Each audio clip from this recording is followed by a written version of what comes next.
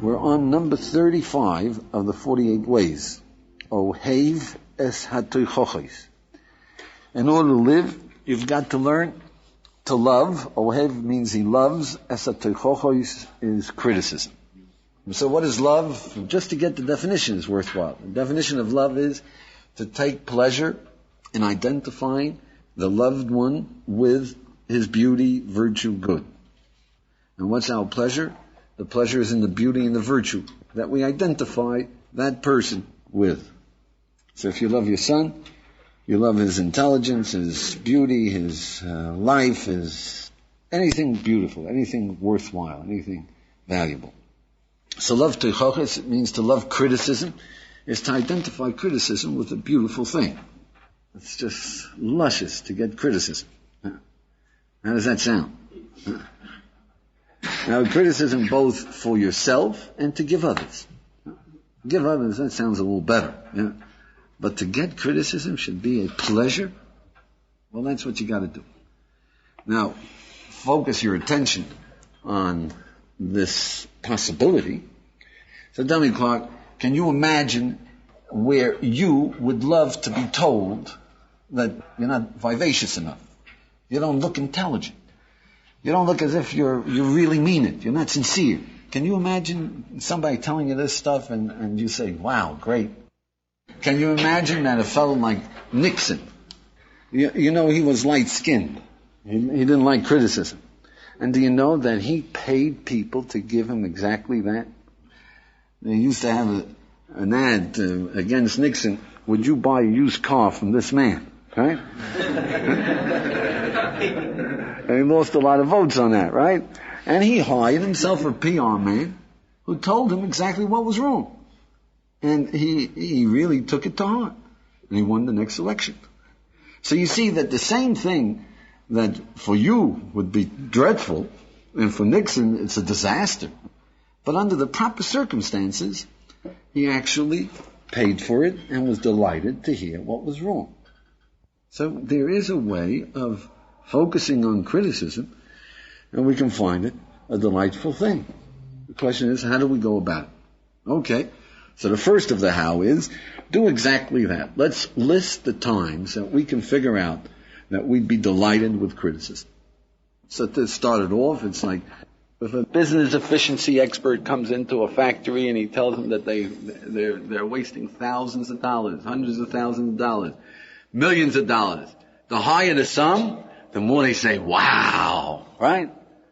Now you try it. You walk in there and you see something going wrong and you say, let me speak to the president. Yeah. What are they going to do? They're going to bounce you down the stairs so fast, right? Here you're paying money and you say thank you, and here you're ready to punch them out. All right, so B of this is, imagine where it could happen to you, where you find yourself in such a situation. Can you imagine walking around Tel Aviv, you see, and looking for the Knesset in Tel Aviv, looking for the Knesset, right? And you ask one guy, and he says, well, I don't know, and another guy. Finally, a guy says to you, idiot, he says, the Knesset is in Jerusalem, right? Now, what are you going to do? You're going to say, you bum? That's the way you talk to a stranger? I ask you a nice question, yeah? You go, you blush a little bit, you say, thank you. These bums didn't tell me I was nuts. Well, did it ever happen to you drove off with your door swinging in the car, and somebody's yelling at you, idiot, yeah? You look around and you see your door is swinging, it's open, yeah? And you thank the guy. Did you ever leave your wallet in the post office, right? And somebody comes after you and says, hey, dumbbell, look what you did, yeah? So what do? You hit him? Yeah? Or you say thank you, sheepishly. Yeah? In your mind you say, he doesn't have to call me a dumbbell, yeah? But at the same time, we don't make an issue of it, right? We thank the man. There are times that the very same thing that we would be up in arms, the very same insults, the very same digging criticism, we are truly thankful for, and we'll show our gratitude. All right, then you should take it the next step. That appreciate, there is a way at looking at all criticism in the same way. People can tell you you're dumb, you're wasting your money, you made a mistake, and they can tell it in a rough way or they can tell it in a nice way. But we can see that any criticism, if you have the right attitude, can be actually appreciated, and you can be properly pleased by the fact that you were able to get your door closed before you were driving into Main Street at 45 miles an hour, right? So number 3 is the logical step that you should take is figure out what makes the difference. What makes us eager for criticism? How come all of a sudden when somebody tells us that we're doing something which is utterly stupid, I mean walking down the street and leaving your wallet on the table with all the money in it is a very stupid thing to do, right? And we blush. How come we're thankful? What is the difference? So A of this is that realize that when you clearly see the consequences of a wrong act, you're thankful. That wallet on the table or the money falling through your pocket because you have a hole in your pocket, you're very thankful for a person to point it out and get you out of your trouble. The Olympic runner who's taking the coach's harrying and nagging, right, is why? Because he wants to win. Nixon. Why did he take this? Does he have to take this? He's sensitive to criticism. But he wants to get elected. If you want the results enough, then you want anybody's advice of how to get there. C of this is that when we feel we're in trouble, we go asking people even though we don't have any idea whether they can help us. But when we think we're in trouble, we go looking for help. When you pay for criticism, when you invite it, you listen to it. That's the efficiency expert. Doesn't know. Let's see this consulting firm, whether maybe they can help us. All right, so number 4 is apply this to life and to Torah. Until now we're talking about how can we see that we're eager for criticism and we can appreciate criticism, we enjoy criticism. And now you should take it the next logical step and apply it for living. So A is want to live fully. Want to get the most out of life. Don't be complacent. You want to get pleasure every day, all day long. You want to use all your potential. You want to be efficient in everything you're doing, communicating in everything. Then anybody who has an idea of how to help you, teach you how to be happy. Hey, that sounds great. You know how? Let's hear it. Is that right? If a guy who is not crazy, he says, look, I'll turn your backpack into gold. Turn it right now, I'll turn it into gold. What do you say? Not interested? Who are you? The essence is to be eager for somebody to tell you something which is implied a criticism, right? He's saying you're not happy enough. I'll teach you how. You don't know what you're living for. What do you mean I don't know what I'm living? Wait a moment, I want to live fully. You got something? Yeah? Let me hear. B of this is the clarity of the wrong consequences. So get clarity. Making these mistakes is disaster. Making mistakes about what living is about. Making a mistake about what love is about how to use your potential. It's disaster. Not knowing how to deal with your children, that's disaster. You know it's disaster. Fighting with your parents is a disaster. Not being able to get along with your own brothers and your wife and your husband. If somebody's coming along and he's going to tell you, look, we'll teach you how to communicate. Come on. C of this is that, look, get in touch with yourself and you'll see that you are suffering. Suffer your ignorance. You do want to know what's wrong. You remember when you used to have dreams of being the star basketball player or somebody big or great, yeah? Or zipping through college? Don't just accept it. That's the way life is, yeah? But suffer your ignorance. If you suffer your ignorance and somebody comes along, you'll give him a hearing. Okay, number 5 is, look, there are also attitudes which make taking criticism less painful. So, B of this is realize that the pain is that I'm no good. Do you understand? What's the big problem? If somebody's talking to you about how 5 and 5 and another 7 is equal to 17, and big deal, yeah. But criticism is implied that you're no good. You don't know how to be happy. You don't know what you're living for. You're confused. Do you understand? And it hurts because we feel we're no good. If our parents tell us that, look, you're wasting your time, yeah, That's reasonable. You show me I'm wasting my time. That should be the reasonable thing, right? But inside of that is, you mean that you disapprove of me, that I'm no good, I'm NG. Yeah, I'm NG.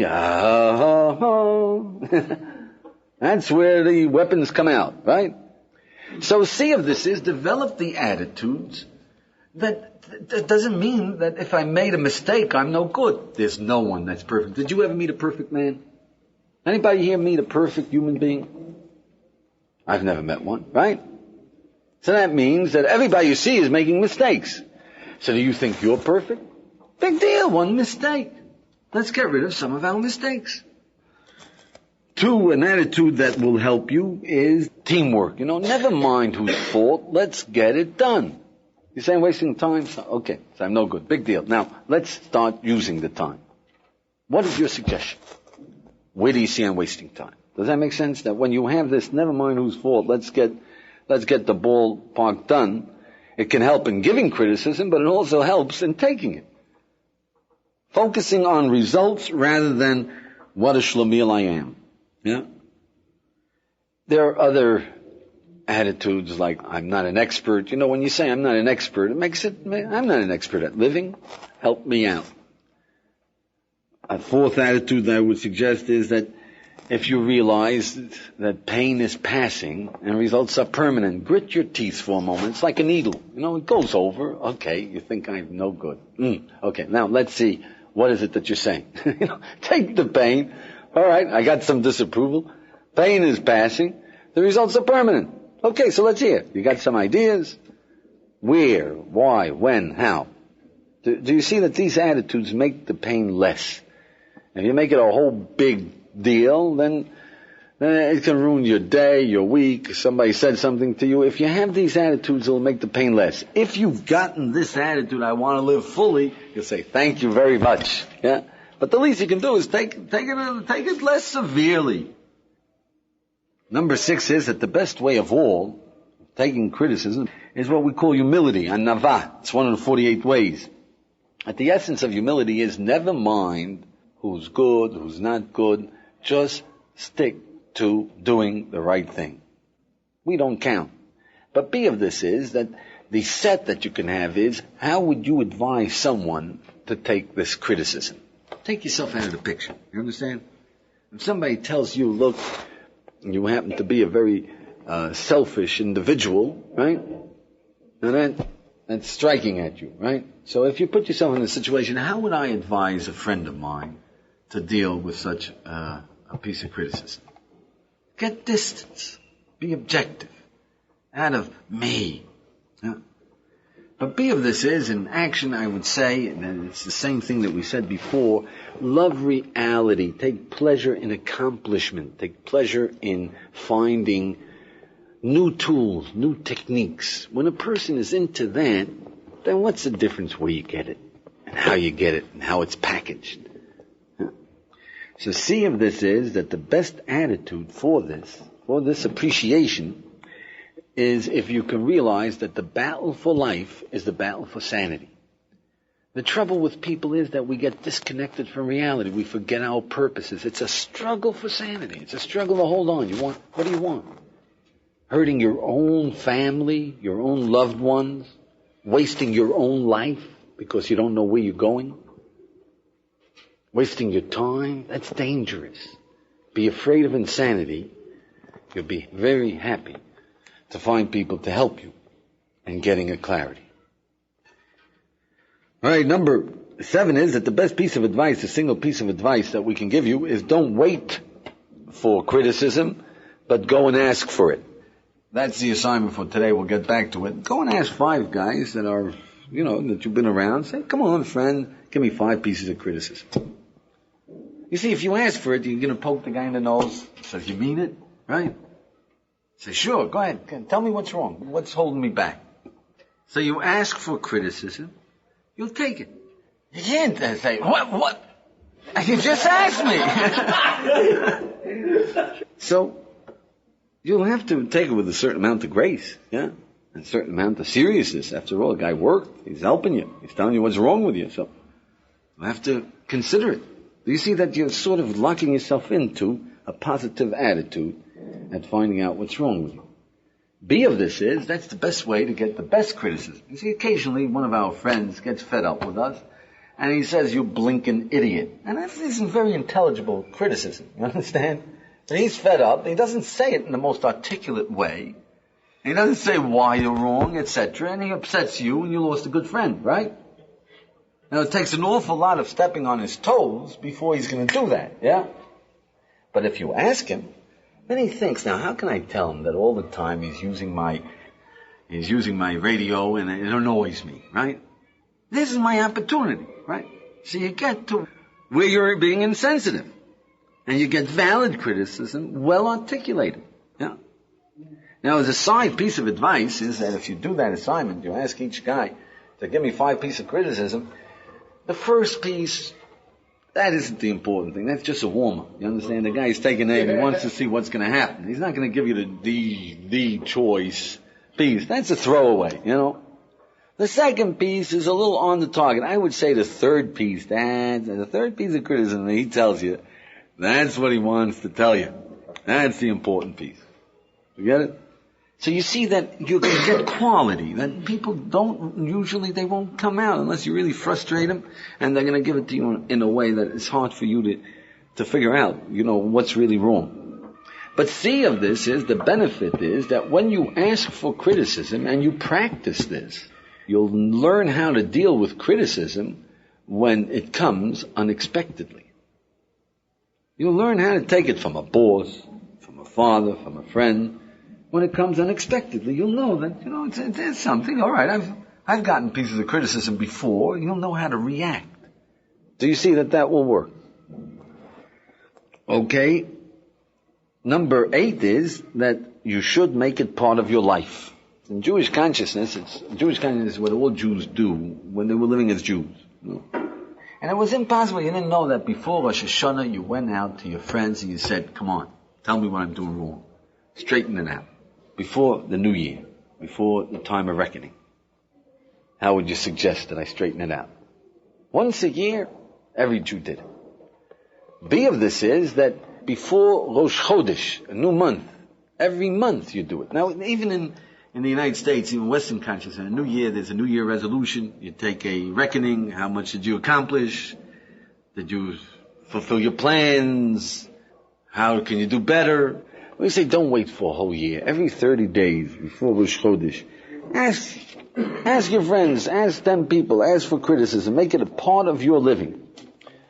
Number 9 is that, in action, whenever you get criticism, I mean, until now we're talking about how you should go about it, but now like the Meisim, what are we going to do? Every time you get criticism.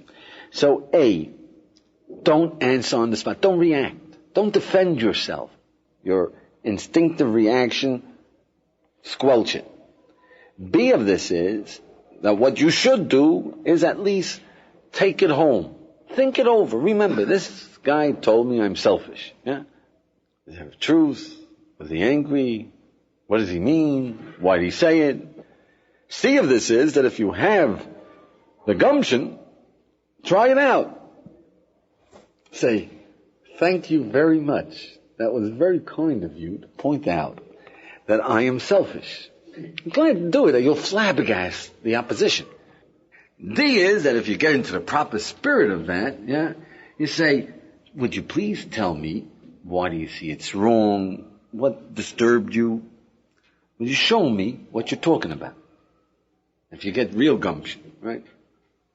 That's the right attitude. Number 10 is that, look, you've got to realize that whenever you're confronted, whenever someone is saying that what you're saying is wrong, if somebody says you're wrong about which side the PLO is on, every confrontation we look at is criticism. Do you understand? If you vote for Reagan and I say you did a dastardly thing, that's criticism. But if I say Reagan is a bum, yeah, that's also criticism.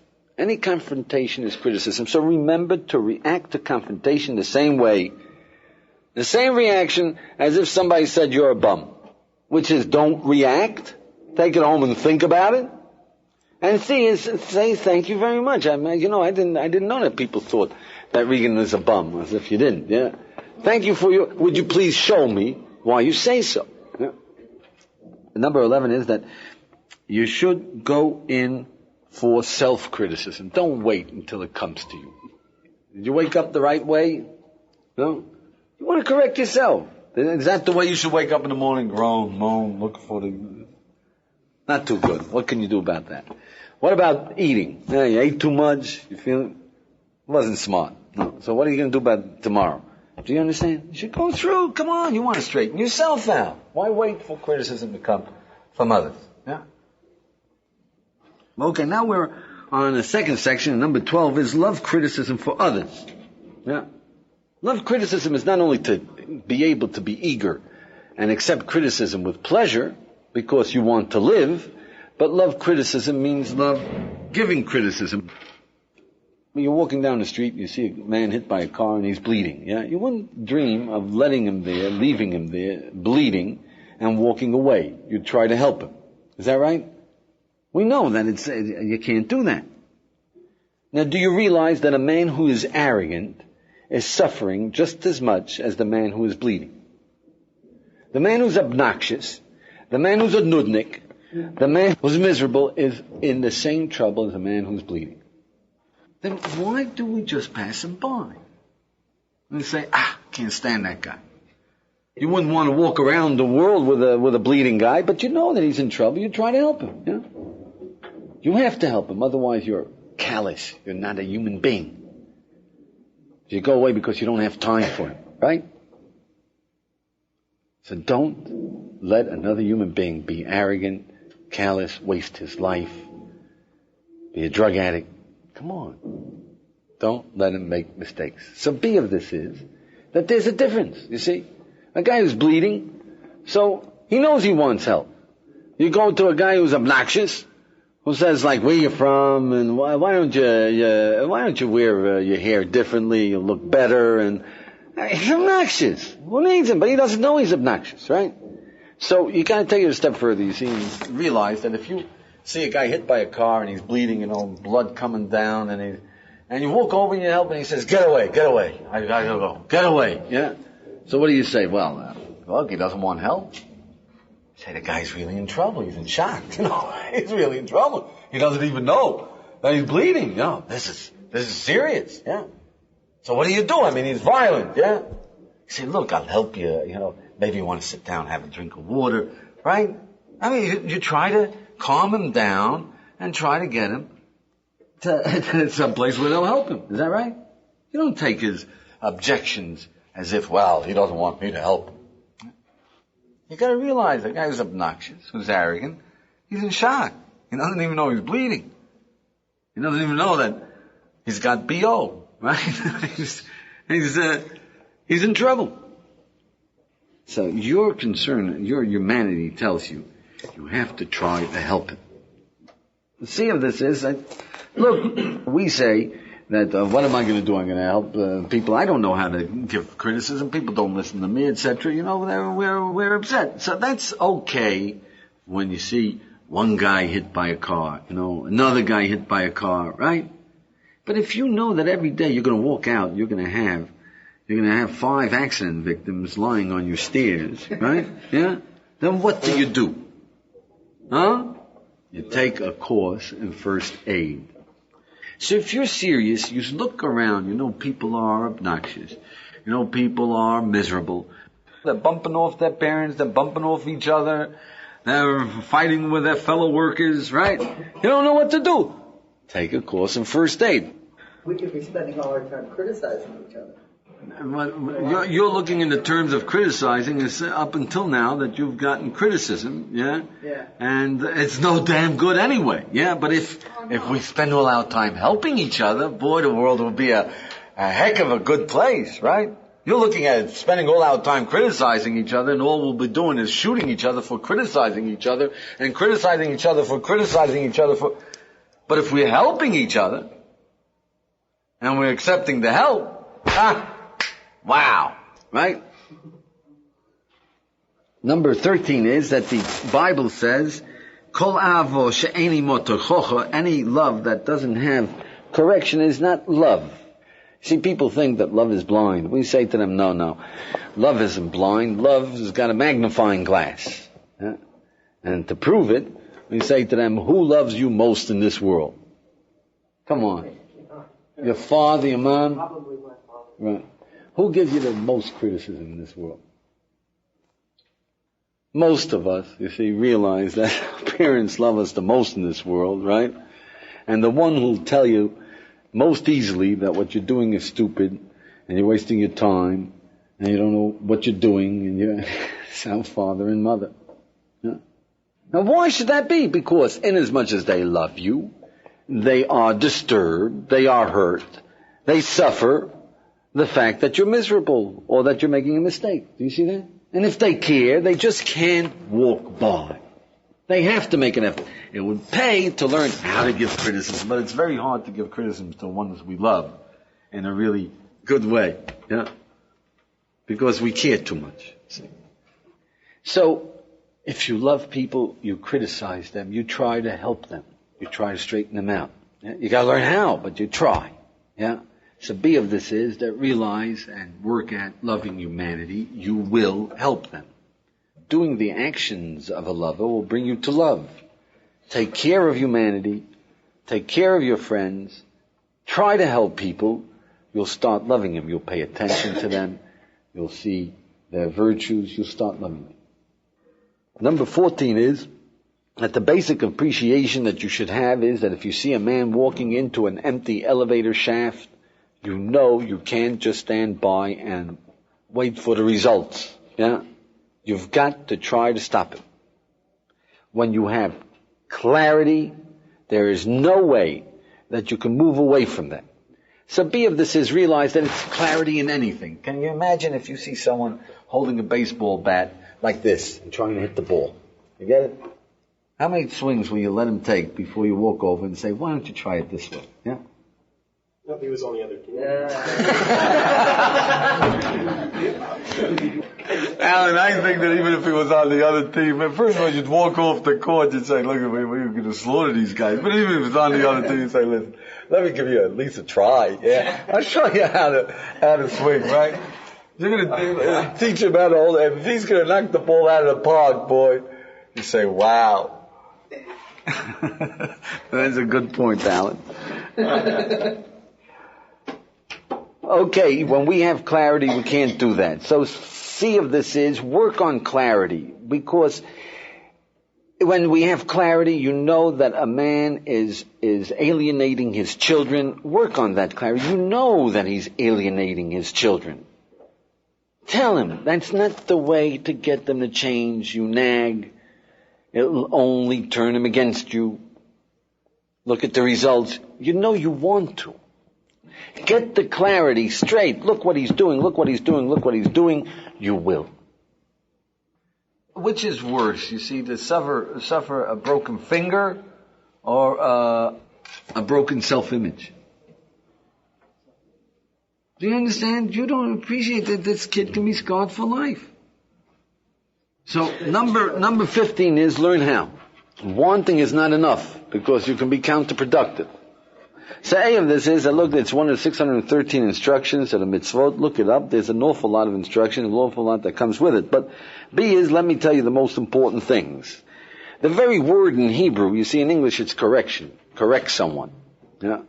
In Hebrew, the word lahochiach literally means show him. It's the same word that we use to prove, which really should be show him. Don't argue him into the ground. To show him in a way that he has to see. So if you show this man, I mean, that's your goal.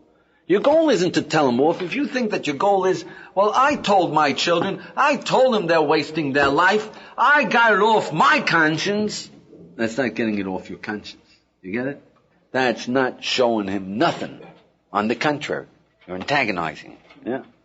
So you've got to have this set. I've got to show this guy what he's doing in a way that he can understand. Otherwise, shut up. Is that right? If that means if you want to correct him. If you can stop him, you know. That's also true, right? But we're talking about if you want to correct, if you want to get this guy to get off this beating up his kids or insulting his wife or whatever it is that you want to get him out of, yeah, you've got to show him or you're not doing no good. You're just antagonizing him and getting him deeper into trouble. Is that right?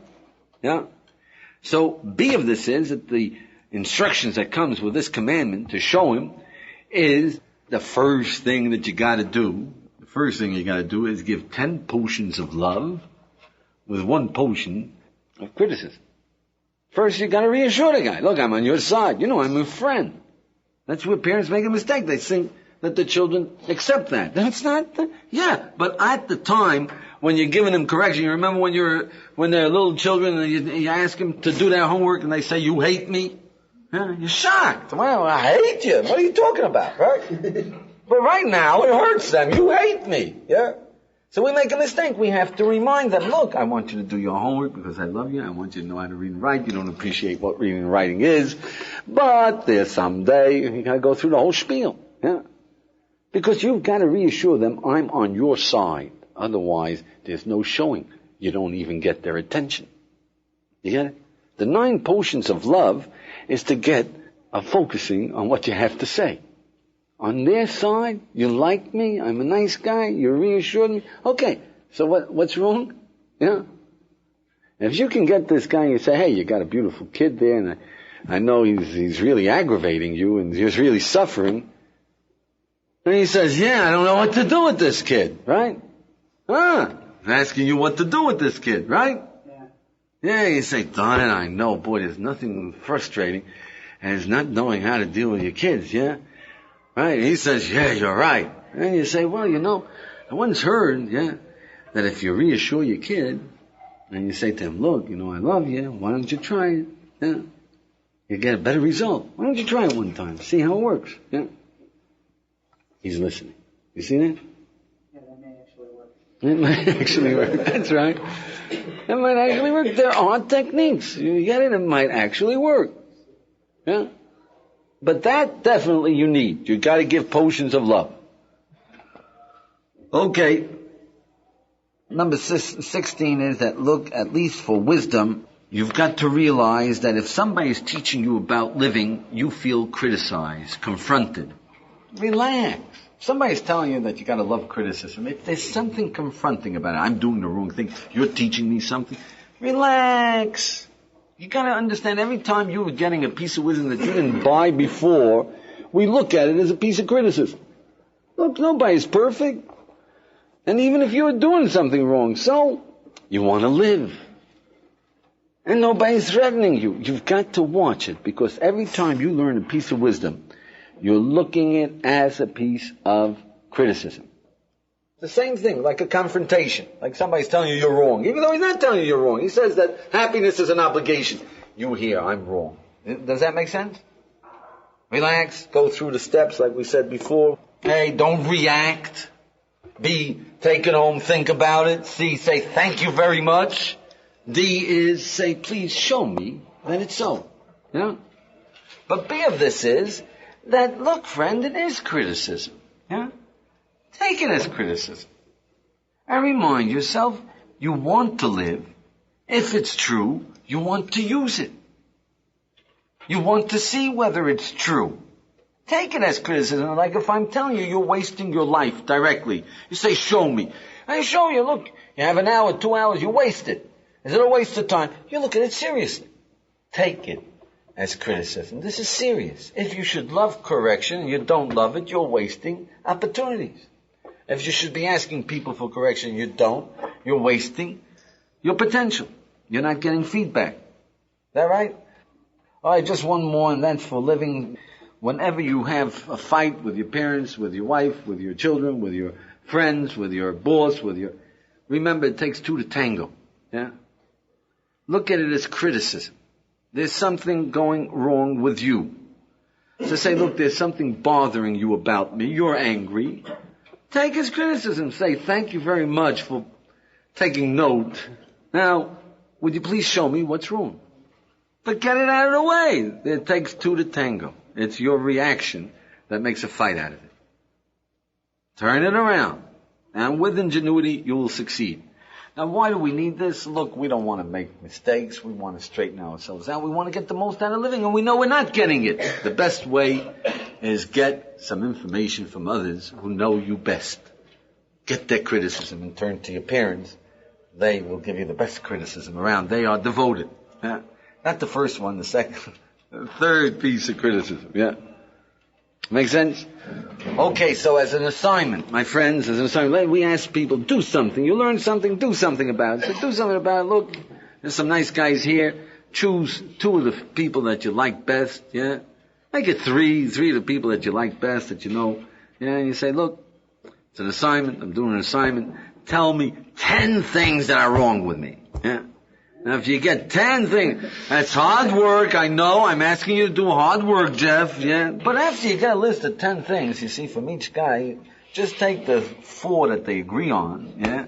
And you know, boy, you should look into this and maybe get some advice about how to correct it. You have been listening to the 48 Ways to Wisdom.